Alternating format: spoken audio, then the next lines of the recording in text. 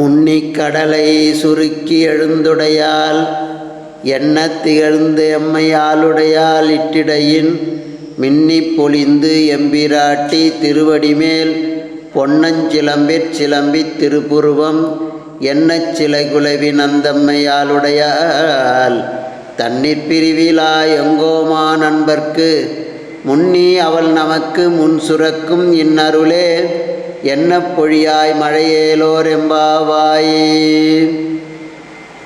எல்லாம் அல்ல செந்தமிழ் சொக்கநாத பெருமானுடைய திருவருளையும் தர்மயாதின குருமணிகளினுடைய குருவருளையும் சிந்திக்கின்றோம். அன்பர்களே,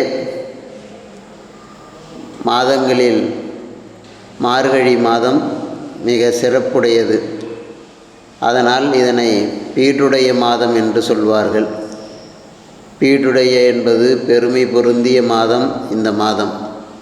இந்த மாதத்தில் சைவ வைணவ ஒற்றுமைக்காக நம்முடைய திருவாதிரை திருவிழாவும் வைணவத்தில் வைகுண்ட ஏகாதசி திருவிழாவும் நடைபெற்று கொண்டிருக்கிறது.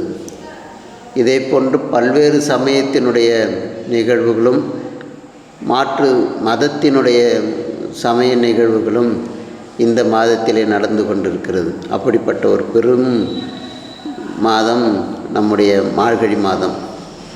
இந்த மாதத்திலே நாம் நீராட செல்லுகின்றோம். நீராட செல்லுகின்ற போது இறைவனுடைய தன்மையிலே அந்த நீர்நிலைகள், அந்த நீர்நிலைகளில் பெண்கள் எல்லாம் நீராடுகின்றார்கள்.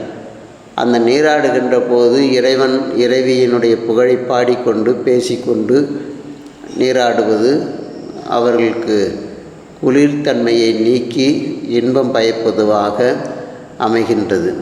அந்த வகையிலே ஒரு மழை பொழிவதற்கு வேண்டிய நிகழ்வுகளையெல்லாம் அம்மையினுடைய திருவுருவத்தில் பொறித்து அதை பார்க்கின்றார் மணிவாசக பெருந்தகை.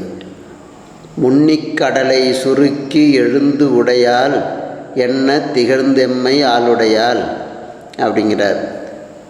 கடலில் இருக்கின்ற நீரை ஈர்ப்பு சக்தியினால் எடுத்து சென்று மேகம் கருமேகமாக இருந்து, கருமேகம்தான் மழை பொழியும். அம்மையினுடைய நிறம் கருப்பு, ஆனால் பச்சை வண்ணமும் ஆகி என்று சொல்வார்கள். அதனால் அந்த திருமாலுமே பச்சை வண்ணன் என்று சொல்வார்கள். ஆனால் கரியமேனி என்று சொல்வதும் வழக்கத்தில் இருக்கிறது. அந்த பச்சை நிறத்தை கரியமேனி என்று சொல்வார்கள். அந்த வகையிலே முன்னிக் கடலை சுருக்கி, கடலிலிருந்து நீரை சுருக்கி அதை எழுந்து உடையால் என்ன அந்த மேகமாக எழுந்து மேலே சென்று கருமேகமாக இருந்து இருக்கின்றால் என்ன திகழ்ந்து எம்மை ஆளுடைய எம்மை ஆளுடுகின்ற ஆளாக கொண்டிருக்கின்ற அம்மை இந்த திருவுருவத்தை கரிய திருமேனியை கொண்டிருக்கின்றாள்.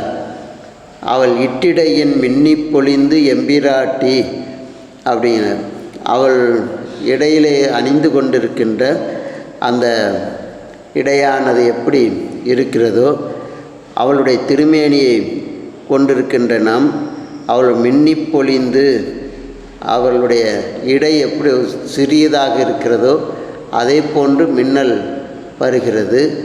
அந்த மின்னலை பார்த்த பிறகு எம்பிராட்டி திருவடி மேல் பொன்னஞ்சிலம்பிற் சிலம்பில் அப்படின்னு அடுத்து அவளுடைய திருவடியில் அணிந்திருக்கின்ற சலங்கை எப்படி சத்தம் இடுகிறதோ, ஒளி எழுப்பிருக்கிறதோ அதே போன்றுதான் மின்னல்களோடு இடியும் சேர்ந்து வருகிறது. அந்த இடியையும் சிலம்பி திருப்புருவம் என்ன சிலை குலவி அப்படின்னா அவளுடைய திருப்புருவம் போன்றது வானவில்கள் தோன்றுகிறது.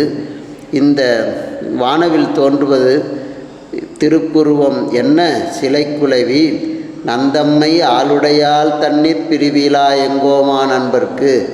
ஏன்னா இறைவன் நேரடியாக அவன் கொடுக்க முடியாது ஆன்மாக்களுக்கு, அம்மையின் மூலமாகத்தான் கொடுக்க முடியும். எப்படி என்றால் நடராஜர் பெருமான் இருக்கிறார், ஆனால் அம்மை நடராஜரை பார்த்து தான் இருப்பாள்.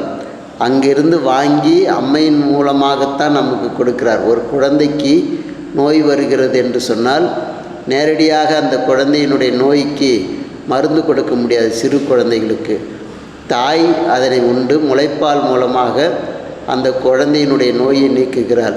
பாலுண்குழவி பசுங்கொடர் பொறாதன நோயுன் மருந்து தாய் உண்டாங்கு என்று குமரகுருபரர் காட்டுகின்றார்.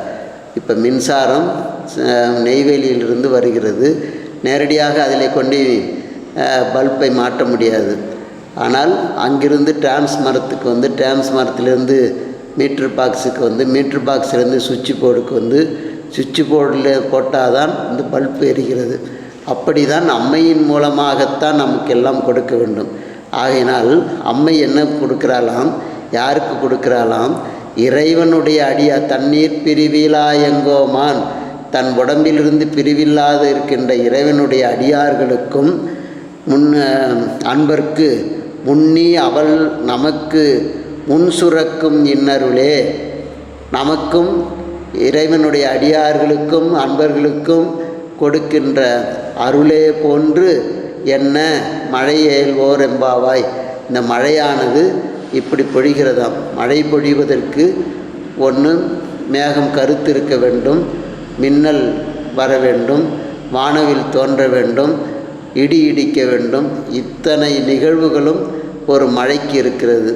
அதே போன்றுதான் அம்மையினுடைய திருவுருவத்தை இந்த மேகத்திற்கும் மழைக்கும் கொடுத்து அந்த மழை எப்படி இருக்கிறது, அவனுடைய இன்னருளே போன்று மழையாக என்ன பொழியாய் இன்னருளே என்ன பொழியாய் மழையேலோர் எம்பாவாய்.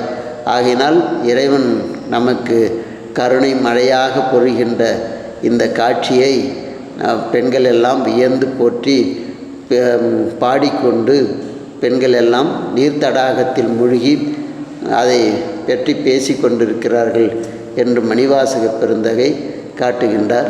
நாமும் அம்மையினுடைய திருவருளுக்கு பாத்திரமாக. அம்மை என்பது இறைவனுடைய திருவருள், கருணை என்பதும் அம்மைதான். ஆனால் இறைவனுடைய கருணை இறைவனுடைய அருள்தான் அம்மையாக காட்டப்படுகிறது. அருளது சக்தியாகும் அறந்தனக்கு என்றும் கருணையும் நீயும் அவனியில் புகுந்து எம்மை ஆட்கொள்ளவல்லாய் என்று மணிவாசகரும் காட்டுகின்றார். ஆகவே அந்த அம்மையினுடைய அருள் என்பது இறைவனுடைய திருவருளாக அமைகிறது. அந்த திருவருளுக்கு நாமும் ஆட்செய்வோமாக.